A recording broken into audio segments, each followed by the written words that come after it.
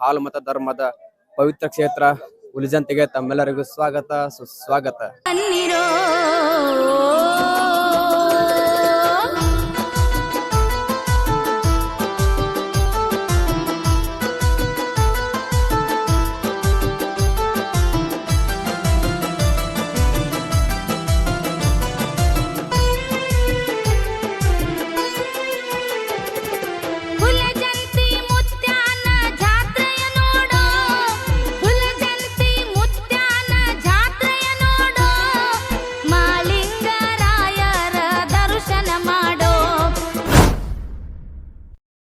Hi hello ನಮಸ್ಕಾರ, ನಾನು ನಿಮ್ಮ ಟಿ.ಕೆ. ದೇಶದಲ್ಲಿ ಅತಿ ದೊಡ್ಡದಾದಂತಹ ಭಂಡಾರದ ಜಾತ್ರೆ ಹಾಗೂ ಹಾಲುಮತ ಧರ್ಮದ ಪವಿತ್ರ ಕ್ಷೇತ್ರ ಉಲಿಜಂತಿಗೆ ತಮ್ಮೆಲ್ಲರಿಗೂ ಸ್ವಾಗತ ಸುಸ್ವಾಗತ. ಇವಾಗ ಸಮಯ ಸರಿಯಾಗಿ 8 ಗಂಟೆ. ದೇವಸ್ಥಾನಕ್ಕೆ ಬಂದು ಕಾಯಿ ಕರ್ಪೂರ ಭಂಡಾರ ಊದಿನ ಗಡ್ಡೆ ಎಲ್ಲ ತಗೊಂಡು ದೇವಸ್ಥಾನ ಒಳಗಡೆ ಹೋಗಕ್ಕೆ ರೆಡಿ ಆದ್ವಿ. ಜಾತ್ರೆ ಅನ್ನೋದು ಕೆಲವೊಬ್ಬರಿಗೆ ನಂಬಿಕೆ, ಕೆಲವೊಬ್ಬರಿಗೆ ಮನೋರಂಜನೆ. ಆದರೆ ದಿನದ ದುಡಿಮೆಯ ಜೀವನಕ್ಕೆ ಆಧಾರ ಅಂತ ಜೀವನ ನಡೆಸ್ತಾರೋ ಇಂತಹ ಅದೆಷ್ಟೋ ಜನಗಳಿಗೆ ಇದು ಒಂದು ದಾರಿದೀಪ.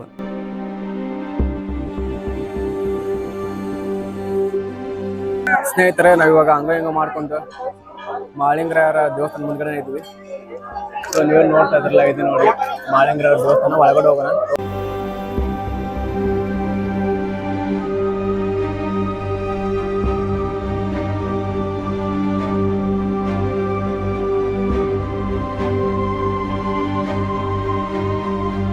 ಸ್ನೇಹಿತರೆ, ನೀವು ನೋಡುತ್ತಿರುವಂತ ಈ ಜಾತ್ರೆ ದೇಶದಲ್ಲಿಯೇ ಅತ್ಯಂತ ದೊಡ್ಡ ಭಂಡಾರ ಜಾತ್ರೆ. ಈ ಜಾತ್ರೆ ಪ್ರತಿ ವರ್ಷ ದೀಪಾವಳಿ ಪಾಡ್ಯದಂದು ನಡೆಯುತ್ತೆ. ಪ್ರತಿ ವರ್ಷ ಯುಗಾದಿಯಂದು ಸಾಕ್ಷಾತ್ ಶಿವ ಪಾರ್ವತಿ ಧರೆಗೆ ಇಳಿದು ಬಂದು ಈ ದೇವಾಲಯದ ಮೇಲೆ ಮುಂಡಾಸವನ್ನು ಸುತ್ತಿ ಹೋಗ್ತಾರೆ ಎಂಬುದು ಇಲ್ಲಿನ ಭಕ್ತರ ನಂಬಿಕೆಯಾಗಿದೆ. ಹೌದು ಸ್ನೇಹಿತರೆ, ಅದುವೇ ನಮ್ಮ ಉಲಿಜಂತಿ ಮಾಳಿಂಗರಾಯರ ಸನ್ನಿಧಿ.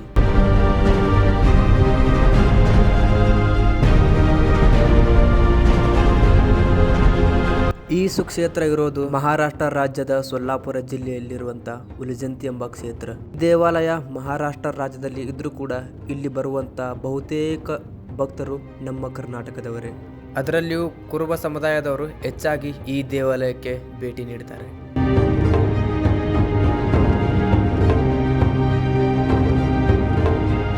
ಅಮೋಘ ಸಿದ್ಧ, ರೇವಣ ಸಿದ್ಧ, ಕರಿಸಿದ್ಧ, ಅನೇಕ ಸಿದ್ಧ ಪುರುಷರು, ಪವಾಡ ಪುರುಷರು ಜನಿಸಿದ ಸಮುದಾಯದಲ್ಲಿ ಜನಿಸಿದಂತ ನಾವುಗಳು ಒಮ್ಮೆಯಾದರೂ ಈ ಉಲಿಜಂತಿ ಕ್ಷೇತ್ರಕ್ಕೆ ಭೇಟಿ ನೀಡಲೇಬೇಕು.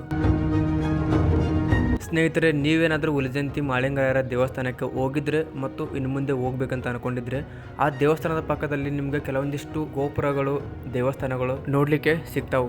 ನೀವು ಗೋಪುರಗಳು ಅಂತ ಯೋಚನೆ ಮಾಡಿದಾಗ ಅಲ್ಲಿ ಬಂದಿದ್ದ ಭಕ್ತರ ಬಾಯಿಂದ ತಿಳಿದು ಬಂದ ಮಾಹಿತಿ ಇದು. ಮಾಳಿಂಗರಾಯರ ನಂತರ ಬಂದ ಅವರ ವಂಶಸ್ಥರ ಕುರುಹುಗಳು ಮತ್ತು ಅವರ ಅವಶೇಷಗಳು ಇಲ್ಲಿವೆ ಅಂತಂದು ಅಲ್ಲಿನ ಭಕ್ತರ ಮಾಹಿತಿ ಪ್ರಕಾರ ನಮ್ಗೆ ಗೊತ್ತಾಯ್ತು. ಸ್ನೇಹಿತರೆ, ಇಲ್ಲಿಂದ ಶುರುವಾಗುತ್ತೆ ಮಾಳಿಂಗರಾಯರ ಅಸಲಿ ಜೀವನ ಚರಿತ್ರೆ ಮತ್ತು ಅವರು ಮಾಡಿದಂಥ ಪವಾಡಗಳು.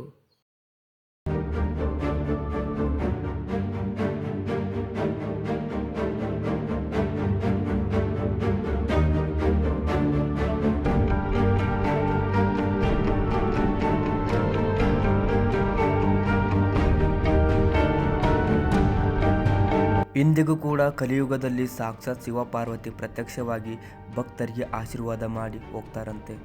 ಆ ಪುಣ್ಯಕ್ಷೇತ್ರವನ್ನು ಕಣ್ಣು ತುಂಬಿಕೊಳ್ಳಲು ಭಕ್ತರ ಲಕ್ಷಾಂತರ ದಂಡೆ ಹರಿದು ಬರುತ್ತದೆ. ದೀಪಾವಳಿಯ ದಿನದಂದು ನಟ್ಟ ನಡುರಾತ್ರಿ 12 ಗಂಟೆಗೆ ದೇವಸ್ಥಾನದಲ್ಲಿರುವ ಲೈಟನ್ನು ತೆಗೆಯಲಾಗುತ್ತದೆ. ವಿದ್ಯುತ್ ಲೈಟನ್ನು ತೆಗೆದ ಬಳಿಕ ಯಾರೊಬ್ಬರೂ ಸಹ ಆ ದೇವಾಲಯದ ಒಳಗೆ ಇರೋದಿಲ್ಲ. ಎಲ್ಲರೂ ದೇವಾಲಯವನ್ನು ಬಿಟ್ಟು ಓಡಿ ಹೋಗ್ತಾರೆ.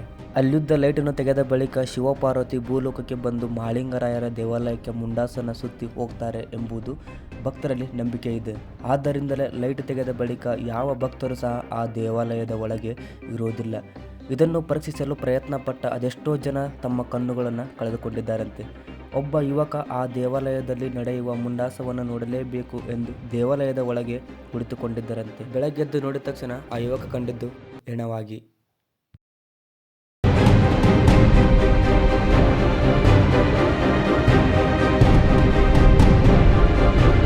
ಅದೆಷ್ಟೋ ಜನ ಹಾಲುಮತದ ಕುರುಬರಿಗೆ ಮಳ್ಳ ಕುರುಬರು ಅಂತ ಕರೀತಾರೆ. ನಾವು ಮಳ್ಳು ಕುರುಬರಲ್ಲ. ಮಳೆ ಬರದೆ ಬರಗಾಲ ಇದ್ದ ಕಾಲದಾಗ ಕೈಯಲ್ಲಿದ್ದ ಕಂಬಳಿ ಬೀಸಿ ಮಳೆ ತಂದ ಮಹಿಮಾಂತಕ ಮಾಳಿಂಗರಾಯನ ಭಕ್ತರು. ಕುರಿಗಳು ಮೇಯೋ ಜಾಗದಲ್ಲಿ ಹೊಲಸಿರಲ್ಲ, ಕುರುಬರ ಮನಸ್ಸಲ್ಲಿ ಮೋಸ ಇರಲ್ಲ. ಮಾಳಿಂಗರಾಯರು ಶಿವನ ಆರಾಧಕರಾಗಿದ್ದು ಅದೆಷ್ಟೋ ಘೋರವಾದ ತಪಸ್ಸು ಮಾಡ್ತಿದ್ರು ಅಂದ್ರೆ, ಮಾಳಿಂಗರಾಯರು ತಪಸ್ಸು ಮಾಡ್ತಿದ್ರೆ ಸಾಕ್ಷಾತ್ ಶಿವ ಕುಳಿತಿರುವಂತಹ ಗದ್ದಿಗೆನೆ ನಡುಗುತ್ತಿದ್ದಂತೆ.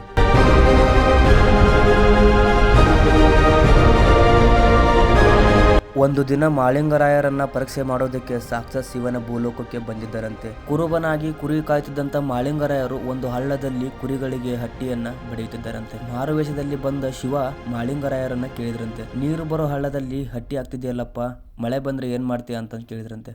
ಅದಕ್ಕೆ ಮಾಳಿಂಗರಾಯರು ಹೇಳಿದ್ರಂತೆ, ನೋಡಿ ಸ್ವಾಮಿ, ಇನ್ನು 3 ತಿಂಗಳುಗಳ ಕಾಲ ಯಾವ ಮಳೆನೂ ಬರೋದಿಲ್ಲ, ಅಷ್ಟರಲ್ಲಿ ನಾನು ನಮ್ಮೂರನ್ನ ಸೇರ್ಕೊಂಡಿರ್ತೀನಿ ಅಂದ್ರಂತೆ. ಅದಕ್ಕೆ ಮಾರುವೇಷದಲ್ಲಿದ್ದಂತಹ ಶಿವ ಹೇಳಿದ್ರಂತೆ, ಮಳೆ ಯಾವಾಗ ಬೇಕಾದರೂ ಬರಬಹುದಪ್ಪ ಅಂದ್ರಂತೆ. ಅದಕ್ಕೆ ಮಾಳಿಂಗರಾಯರು ಆ ಶಿವನೇ ಮನಸ್ಸು ಮಾಡಿದ್ರು ಕೂಡ ಈಗ ಮಳೆ ಬರೋದಕ್ಕೆ ಆಗಲ್ಲ ಎಂದು ಹೇಳಿದ್ರಂತೆ. ಇದರಿಂದ ಕೋಪಗೊಂಡಂತಹ ಶಿವ ಮರಳಿ ಕೈಲಾಸಕ್ಕೆ ಹೋಗಿ ಮಳೆ ಬರೆಸೋದಕ್ಕೆ ಪ್ರಯತ್ನ ಮಾಡ್ತಾರಂತೆ. ಆದರೆ ಮಳೆ ಬಂದದ್ದು ಮಾತ್ರ ಮಾಳಿಂಗರಾಯರು ಹೇಳಿದ 3 ತಿಂಗಳ ಬಳಿಕ. ಅದೇ ಅಲ್ವಾ ಕುರುಬರ ಭಕ್ತಿ ಮತ್ತು ಶಕ್ತಿ. 3 ತಿಂಗಳ ಬಳಿಕ ಮಾಳಿಂಗರಾಯರ ಹಳ್ಳದಲ್ಲಿ ಹಾಕಿದ್ದ ಹಟ್ಟಿಯನ್ನು ತೆಗೆಯುವ ಪ್ರಯತ್ನದಲ್ಲಿದ್ದಾಗ ಶಿವ ಮತ್ತೊಮ್ಮೆ ಪ್ರತ್ಯಕ್ಷವಾಗಿ, ಯಾಕೋ ಮಾಳಿಂಗರಾಯ ಹಟ್ಟಿ ತೆಗೆಯಕತ್ತಿದಿ ಎಂದು ಕೇಳಿದಾಗ ಗುರು ಮಾಳಿಂಗರಾಯರು ಹೇಳಿದ್ರಂತೆ, ಇವತ್ತು ಮಳೆಯಾಗುತ್ತೆ, ಅದಕ್ಕೆ ನಾನು ಹಟ್ಟಿ ಬಿಚ್ಚಾಕತ್ತೀನಿ ಅಂತ ಹೇಳಿದ್ರಂತೆ. ಅದಕ್ಕೆ ಪ್ರತ್ಯಕ್ಷವಾಗಿದ್ದಂಥ ಶಿವ ಕೇಳಿದ್ರಂತೆ, ಮಳೆ ಬರಲಿಲ್ಲ ಅಂದ್ರೆ ಹೇಗೆ ಅಂತ.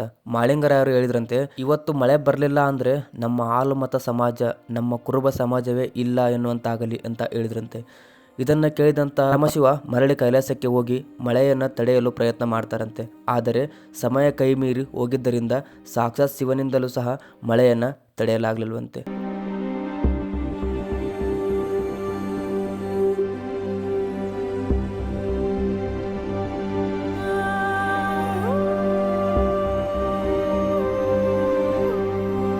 ಜೈ ಉಲ್ಜಂತಿ ಮಾಳಿಂಗರಾಯ. ಅಷ್ಟೇ ಅಲ್ಲ, ಭೀಕರವಾದ ಬರಗಾಲ ಬಿದ್ದ ಸಮಯದಲ್ಲಿ ಮಾಳಿಂಗರಾಯರು ತಮ್ಮ ಹೆಗಲ ಮೇಲಿದ್ದಂತಹ ಕಂಬಳಿಯನ್ನ ಬೀಸಿ ಮಳೆ ತಂದಿದ್ದರಂತೆ. ಇದು ಕುರುಬರ ಕಂಬಳಿಯ ಮಹತ್ವ. ಮಾಳಿಂಗರಾಯರಿಗೆ 9 ಜನ ಗುರುಗಳಿದ್ದರಂತೆ. ಒಂದು ದಿನ ಸಿದ್ದೇಶ್ವರ ಸ್ವಾಮಿಗಳು ಅಂದರೆ ಸಿದ್ದೇಶ್ವರ ಗುರುಗಳು ಮಾಳಿಂಗರಾಯನಿಗೆ, ನನಗೆ ಹುಲಿಯ ಹಾಲಿನ ಗಿಣ್ಣು ಬೇಕು ಎಂದು ಕೇಳಿದರಂತೆ. ಗುರುಗಳ ಮಾತಿನಂತೆ ಮಾಳಿಂಗರಾಯರು ಹುಲಿಯ ಗಿಣ್ಣದ ಹಾಲನ್ನು ತಂದರಂತೆ. ಆ ಗುರುಗಳು ಅದನ್ನು ಸಂಶಯಪಟ್ಟು ನಂಬದೇ ಇದ್ದಾಗ ಮಾಳಿಂಗರಾಯರು ಹುಲಿಯನ್ನು ತಮ್ಮ ಜೊತೆಗೆ ಕರೆತಂದು ಗುರುಗಳ ಮುಂದೆ ಪ್ರತ್ಯಕ್ಷರಾದರಂತೆ. ದೀಪಾವಳಿ ದಿವಸ ಶಿವ ಪಾರ್ವತಿ ಬಂದು ಮುಂಡಾಸ ಅಂತ ಹೇಳ್ತಾರೆ. ಸೊ ಉಲ್ಜಂತಿ ಮಾಳಿಂಗರಾಯನಾಗ ಇಲ್ಲೇ ನಿಮ್ಗೆ ಕಾಣದತ್ತಲ್ಲ, ಅಲ್ಲಿ ಕಾಣಿಸತ್ತಲ್ಲ, ಅದ ಶಿವ ಪಾರ್ವತಿ ಅವ್ರು ಬಂದು ಮುಂಡಾಸ ಅನ್ಸುತ್ತದ. ಈ ಹಾಲುಮತ ಕುರುಬರ ಮಹಾಪುರುಷನ ಭಕ್ತಿಯನ್ನು ಮೆಚ್ಚಿದಂಥ ಶಿವ ಪಾರ್ವತಿ ಕೈಲಾಸದಿಂದ ನೇರವಾಗಿ ಭೂಲೋಕಕ್ಕೆ ಬಂದು ಪ್ರತ್ಯಕ್ಷವಾಗಿ ನಿನಗೆ ಏನು ಬೇಕು ಎಂದು ಮಾಳಿಂಗರಾಯರನ್ನು ಕೇಳಿದಾಗ ಮಾಳಿಂಗರಾಯರು ಹೇಳಿದ್ರಂತೆ, ನನಗೆ ಸೂರ್ಯ ಚಂದ್ರರು ಇರುವವರೆಗೂ ನೀವು ನನಗೆ ಮುಂಡಾಸವನ್ನು ಪೇಟವನ್ನು ಸುತ್ತಬೇಕು ಎಂದು ಹೇಳಿದ್ರಂತೆ. ಅದರಂತೆ ಪ್ರತಿ ವರ್ಷ ದೀಪಾವಳಿ ದಿನದಂದು ಸಾಕ್ಷಾತ್ ಶಿವ ಪಾರ್ವತಿಯರೇ ಬಂದು ಮಾಳಿಂಗರಾಯನ ದೇವಾಲಯಕ್ಕೆ ಬಂದು ಮುಂಡಾಸನ್ನು ಸುತ್ತಿ ಹೋಗ್ತಾರೆ. ರಾತ್ರಿ ವೇಳೆ ಭಕ್ತರು ದಂಡೆ ಹರಿದು ಬಂದು ಭಂಡಾರವನ್ನು ಹಾರಿಸಿ ಜಾತ್ರೆಯನ್ನು ಮಾಡ್ತಾರೆ. ಆ ದಿನ ಈ ಮಾಳಿಂಗರಾಯರ ದೇವಾಲಯ ಭೂಲೋಕದ ಕೈಲಾಸದಂತೆ ಕಾಣುತ್ತದೆ. ಹಾಲುಮತದ ಕುರುಬ ಸಮುದಾಯದ ಪವಿತ್ರತೆ ಎಷ್ಟಿತ್ತು ಅನ್ನೋದನ್ನು ಅಲ್ಲಮ ಪ್ರಭುಗಳು ಒಂದು ಕಡೆ ಹೇಳ್ತಾರೆ. ಕುರುಬ ಹುಟ್ಟುವ ಮುನ್ನ ಕುಲವಿಲ್ಲ ಗೋತರವಿಲ್ಲ, ಕುರುಬನೇ ಆದಿ ಜಗಕ್ಕೆಲ್ಲ ಅಂತ. 100 ಮತಕ್ಕಿಂತ ನಮ್ಮ ಹಾಲುಮತ ಶ್ರೇಷ್ಠ ಅಂತ. ಜೈ ಹಾಲುಮತ.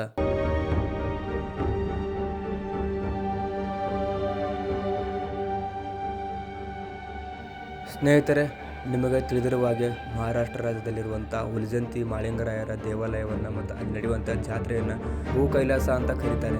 ಯಾಕೆ ಅಂತಂದ್ರೆ ನಮಗೂ ಕೂಡ ಒಂದು ಸಂಶಯ ಇತ್ತು. ಆದರೆ ಇಲ್ಲಿ ಬಂದು ಜಾತ್ರೆ ನೋಡಿದ ಮೇಲೆ ಗೊತ್ತಾಯಿತು, ಇದು ನಿಜಕ್ಕೂ ಭೂ ಕೈಲಾಸವೇ ಅಂತ.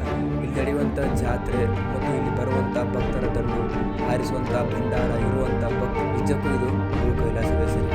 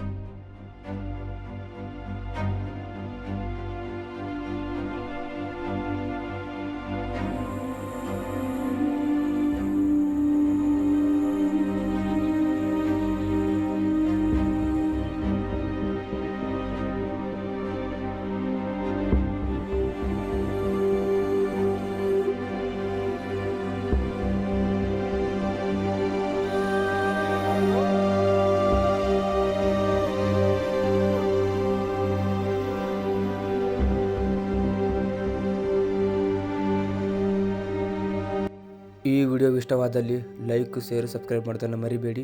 ಮತ್ತೆ ಮುಂದಿನ ವಿಡಿಯೋದಲ್ಲಿ ಸಿಗ್ತೀನಂತ ಅಲ್ಲಿ ತನಕ ಜೈ ಹಿಂದ್, ಜೈ ಕರ್ನಾಟಕ ಮಾತೆ.